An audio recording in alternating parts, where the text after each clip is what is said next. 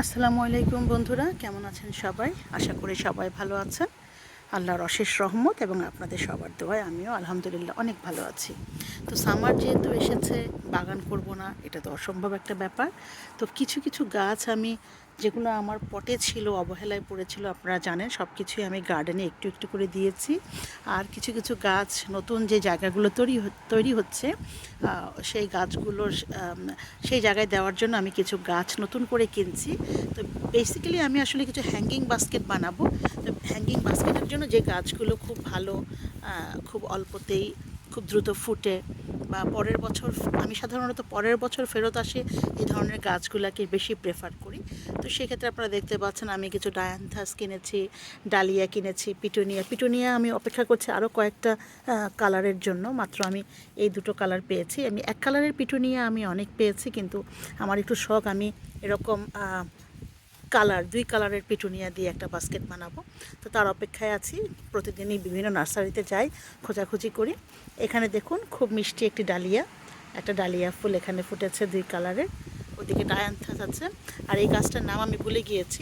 এটা সাধারণত রাতে খুলে, আর খুব আর্লি মর্নিংয়ে খুলে, দিনের বেলা কড়া রোদে এটা ক্লোজ থাকে। আর ফুটলে খুব সুন্দর সূর্যমুখী ফুলের মতো ছোটো সাইজের একটা সূর্যমুখী ফুল হয়। আর হচ্ছে এখানে আরও কিছু কিনেছি দেখুন। এখানে আছে আরেকটি ডালিয়া দুই কালারের। এখানে আছে একটু অরেঞ্জ কালারই বলা যায়, অরেঞ্জ কালারের ডালিয়া। তারপরে কিনেছি ম্যান্ডিভেলা সম্ভবত, হ্যাঁ আমি যদি ভুল না করে থাকি এই গাছটার নাম হচ্ছে ম্যান্ডিভেলা। ফুলটা খুব সুন্দর, এটা একটা ক্লাইম্বার।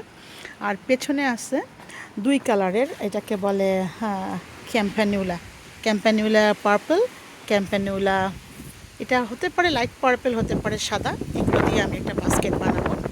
আর বাগানটা শেষ, এখনও কনজারভেটরি শেষ হয়নি, ফেন্সিংয়ের কাজটা শেষ হয়েছে, সেটা একটু আপনাদের সাথে শেয়ার করতে চাই। এই হচ্ছে আমার সেই, আপনারা তো জানেন বহুদিন ধরে আমি এখনও ঝুলে আছি। আমি আমার বাগানের কোনো পরিকল্পনাই করতে পারছি না। শুধু দুই পাশে যে ফ্লাওয়ার বেড করেছি, সেই ফ্লাওয়ার বেডগুলোতে আমি আমার পটে যেই গোলাপ বা অন্যান্য গাছ ছিল দুঃখিত, সেই গাছগুলো আমি দিয়েছি। আর ফেন্সিংটা শেষ হওয়ার পরে এখানে দেখুন কিছু হ্যাঙ্গিং বাস্কেট, আমি আরও কিছু হ্যাঙ্গিং বাস্কেট কিনবো। এবং এই বাস্কেটগুলোতে সোলার লাইটও আছে, রাতে লাইটটা গাছের উপরে পড়ে, ভালো লাগে, দেখতে ভালো লাগে। আর গার্ডেনের এখানে কিছু লাইটিং হবে, এই যে পোস্টগুলো দেখছেন কংক্রিট পোস্ট, এখানেও কিছু লাইটিং হবে। আর ওই যে দূরে দেখা যাচ্ছে দেখুন, আমি একটু জুম ইন করে দেখাই যে এখানে আমার একটা মিরর আমি লাগিয়েছি। তো এই হচ্ছে আপাতত। এই পাশে আমি একটা ফ্লাওয়ার বেড করেছি, আপনারা দেখেছেন হয়তো।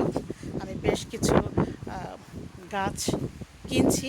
এবার বুঝতেই তো পারছেন কেন আমি এত পাগল পাগল হয়ে গাছের জন্য দৌড়াই, কারণ যখন আরও অপশন তৈরি হয়েছে আমি এখন আরও গাছ কিনতে চাই। আসলে এটা এক ধরনের আমি জানি না এটাকে আমি কি বলবো। আমার বন্ধুরা তো বলে মানসিক অসুস্থতা, আমি জানি না। আমার গাছ কিনতে অনেক ভালো লাগে, আমি পাগল হয়ে যাই, আমি বুঝতে পারি না আমার কি কাজটা ঠিক হচ্ছে কি না। তো এই হচ্ছে, এদিকে আজকে এই স্ট্যান্ডটা কিনে এনেছি। যে ম্যান্ডিভেলা গাছটা আপনাদের দেখালাম, সেই গাছটা ক্লাইম্বার। সো আমি এটা আমি কিনেছি। এটা আপনারা পেয়ে যাবেন হোম বার্গেনে এটা পাওয়া যায়। তারপর হচ্ছে এখানে গাছগুলো দেখতে পাচ্ছেন, এখানে একটি ট্রি হাউসের মতো ছোট্ট ট্রি হাউস আছে। এটাকে আমি সুন্দর করে রং করে গ্রে কালার করে এটাতে সোলার লাইট দিয়ে সাজানোর চেষ্টা করব। এগুলো সবই হচ্ছে আমার শখ, জানি না কবে পূরণ হবে, কারণ আমার যে বিল্ডার কাজগুলো করছে, মানে আমি মাটি এনে রেডি করে রেখেছি, বাগানে আমি ঘাস ছিটাবো অথবা ঘাস লাগাবো কিছুই করতে পারছি না, কারণ তারা আমাকে সময় দিচ্ছে না। এখানে আপনারা ইলেকট্রিক তার পড়ে আছে দেখতে পাচ্ছেন, এই তারগুলো দিয়ে এখানে ইলেকট্রিক তার যাবে লাইটিংয়ের জন্য। তো এখানে একটা ফিগ গাছ আমি আপনাদের আগেও শেয়ার করেছি, এটা আমি আমার আগের বাসা থেকে ডাল কেটে আমি এনেছি। ফিগ গাছটা আমি করার চেষ্টা করেছি, মনে হচ্ছে হবে, বাট আমি এখনও জানি না আসলে এটার কী অবস্থা। আজকে এটার ইয়েটা খারাপ লাগছে, মাটির কোনো পানির অভাব নাই। আপনারা দেখতে পাচ্ছেন পিছনে একটা বল পড়ে আছে, এই বলটা গত 2-3 দিন আমার পাশের নেবারের ওখান থেকে এসে গাছটার উপরে পড়েছে। কোনোভাবে গাছটা আহত কিনা জানি না, কারণ পাতাটা একটু অন্যরকম লাগছে। এরকম হয় সাধারণত পানির অভাবে, কিন্তু আমার গাছে এখনও প্রচুর পানি আছে, আমি চেক করেছি, পানির কোনো অভাব নাই। মাটি ভেজা, কিন্তু গাছটা কেমন যেন হয়ে যাচ্ছে। তো যাই হোক, আল্লাহ রহম করুক গাছটাকে। এই হচ্ছে একটা জেসমিন, খুব সুন্দর গন্ধ হয়। পাশাপাশি আছে হানিসাকল, এখানে 2 কালারের হানিসাকল, এটাতে হলুদ হানিসাকল ফোটে, এটাতে সাদাটা ফোটে, খুবই মিষ্টি গন্ধ। তার উপরে আপনারা দেখতে পাচ্ছেন যে আমি শেষ পর্যন্ত গার্ডেনটাকে আগে আমার ডিসিশন ছিল যে আমি কাঠের রাখবো, কিন্তু পরে মাইন্ড চেঞ্জ করে আমি শেষ পর্যন্ত এই পর্যন্ত এনেছি এবং পুরোটা আমি কম্পোজিট করে ফেলেছি এবং এখানেও বেশ খানিকটা জায়গা বের হয়েছে। এখানেও আমি আশা করছি গাছ দিতে পারবো। এইটা খুলে গেছে কেন? এটা খুললে বিড়াল খুব ডিস্টার্ব করে, ভিতরে ঢুকে যেতে চায় বিড়াল এসে। তো এই হচ্ছে মোটামুটি আপডেট। কেমন হলো জানাবেন।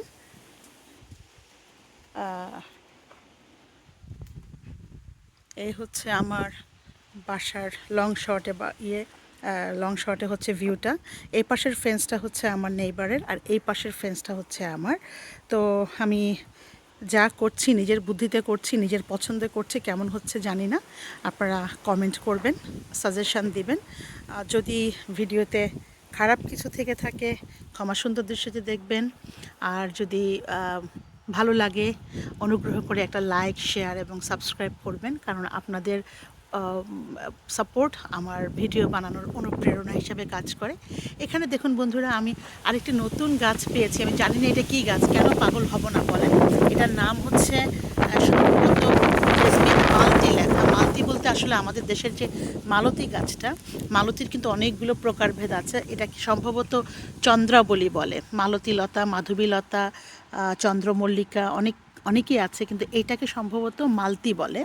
তো এখানে আমি লেখা দেখলাম, কী যেন দেখলাম, জেসমিন মালতি বা কিছু একটা লেখা ছিল, কোথায় যেন, এখানেই তো ছিল। তো যদি এটা মালতী গাছ হয়ে থাকে এবং মালতী গাছের যত্ন কিভাবে করতে হয়, এই যে দেখুন, এই যে জেসমিন মাল্টি।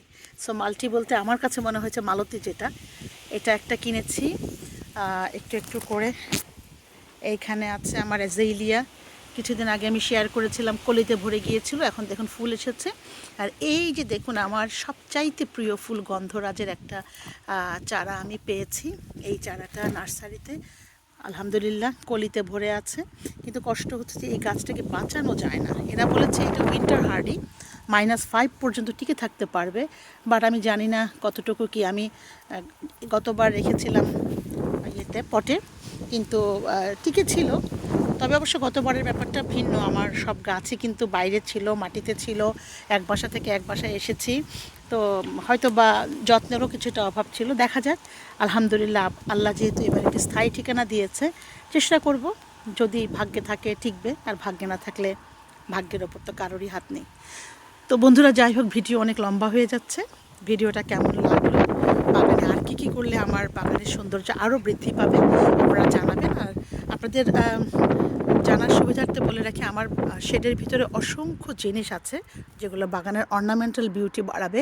তো সেগুলো আমি এখনও সেট করতে পারছি না, বিকজ কাজ শেষ হয়নি। কারণ এই জায়গাগুলো দিয়ে না ইলেকট্রিকের তার যাবে, এই তারগুলো যাওয়ার পর লাইট লাগার পরে এবার আমি বুঝবো যে কোথায় কোথায় শো পিসগুলো আমি রাখবো। কিছু ওয়াটার ফাউন্টেনও আছে, আমি সেগুলোও রাখবো। তো এই তো বন্ধুরা, এই হচ্ছে আপাতত আপডেট। পরবর্তীতে আমরা আবারও কোনো ভিডিও নিয়ে হাজির হয়ে যাব। তো সেই পর্যন্ত ভালো থাকুন, সুস্থ থাকুন, দোয়ায় পরস্পরকে স্মরণ রাখুন, বাগান করুন, নিজে সুস্থ থাকুন এবং পরিবারকে হাসি আনন্দে রাখুন। আল্লাহ হাফিজ।